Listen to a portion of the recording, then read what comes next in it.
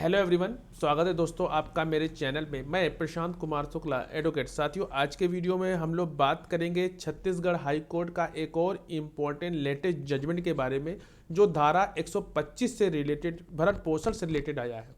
और ये जजमेंट में जो इम्पोर्टेंट बात थी वो ये थी कि अगर पति की नपुंसकता पत्नी के अलग रहने के लिए पर्याप्त कारण है और वह सीआरपीसी की धारा 125 के तहत भरण पोषण की हकदार है, तो ये एक इम्पॉर्टेंट बात इस जजमेंट में थी। वीडियो शुरू करने से पहले अगर आप मेरे चैनल में पहली बार है, चैनल को जरूर सब्सक्राइब करिए, लाइक करिए, शेयर करिए, कमेंट करना तो मत भूलिए। अगर किसी केस से रिलेटेड कोई भी क्वेरी हो तो आप कॉल पे भी अपना अपॉइंटमेंट बुक करा सकते हैं, जिसका नंबर डिस्क्रिप्शन बॉक्स में दिया है। आइए जानते हैं इस इंपॉर्टेंट जजमेंट को। छत्तीसगढ़ हाईकोर्ट ने कहा कि पति की नपुंसकता पत्नी के अलग रहने के लिए पर्याप्त कारण होगी और ऐसे परिदृश्य में वह सीआरपीसी की धारा 125 के तहत भरण पोषण के हकदार होगी। कोर्ट ने कहा कि फैमिली कोर्ट जसपुर के एक आदेश को चुनौती देने वाले एक पति द्वारा दायर आपराधिक पुनरीक्षण याचिका को खारिज कर दिया, जिसमें उसने अपनी पत्नी को भरण पोषण के रूप में 14,000 रुपये भुगतान करने का निर्देश दिया गया था।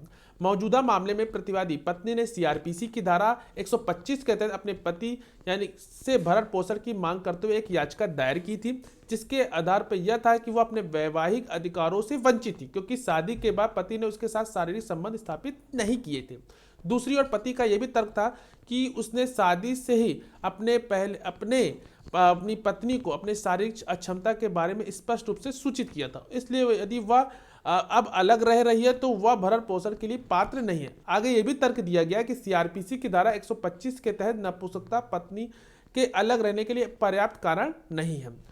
फैमिली कोड के इस तथ्य को ध्यान में रखते हुए पति ने अपनी अक्षमता स्वीकार कर ली और निष्कर्ष यह निकाला कि प्रतिवादी जो पत्नी के अलग रहने का पर्याप्त कारण है, इसलिए वह भरण पोषण की पूरी तरह से पात्र है। मामलों के तथ्यों और परिस्थितियों के पृष्ठभूमि से न्यायालय ने कहा कि विवाह के पक्षों के वैवाहिक अधिकार विवाह की एक नींव है और उनमें किसी एक द्वारा इससे वंचित करना दूसरे साथ के प्रति क्रूरता होगी।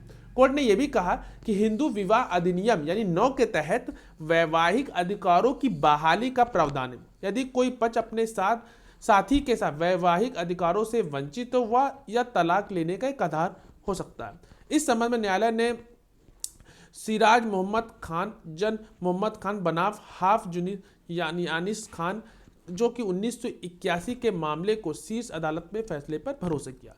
कोर्ट ने फैमिली कोर्ट के पारित आदेश में कोई भी कमजोरी या अवैधता नहीं पाई, इसलिए जो आपराधिक पुनरीक्षण की जो याचिका है उसको खारिज कर दिया। तो यह एक इंपॉर्टेंट जजमेंट जो कि सीआरपीसी 125 से रिलेटेड है। आशा करते हैं ये वीडियो आपको समझ में आया। अगर आपकी कोई भी क्वेरी हो तो कॉल पे भी अपना अपॉइंटमेंट बुक करा सकते हैं और कमेंट बॉक्स में भी अपनी क्वेश्चन पूछ सकते हैं। मिलते हैं एक next video next judgement series के साथ, तब तक के लिए धन्यवाद।